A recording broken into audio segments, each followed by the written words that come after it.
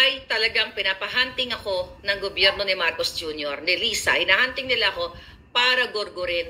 Kasi naaalarma sila sa mga sinasabi ko ditong pasabog o yung mga ebidensya. So, Alhamdulillah, dahil din semua.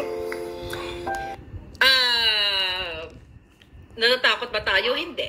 Okay? Sabi nga natin, kung lalaban yung mga buwaka ng inang yan, ng one-on-one, bakit hindi? Pero traidor. Ano ang laban ng isang alindog ko, mga kababayan? Isang babae, isang alindog ko. Kung ang mga inutusan ni Lisa ay manggugurgur, may dalang pusin at kung ano-ano pa. Okay? So ayaw nilang malaman ninyo ang mga susunod na mga ebidensyang ipapalabas ko. Okay, nasa part 1 pa lang tayo. Kung natatandaan ninyo na kinukwento ko sa inyo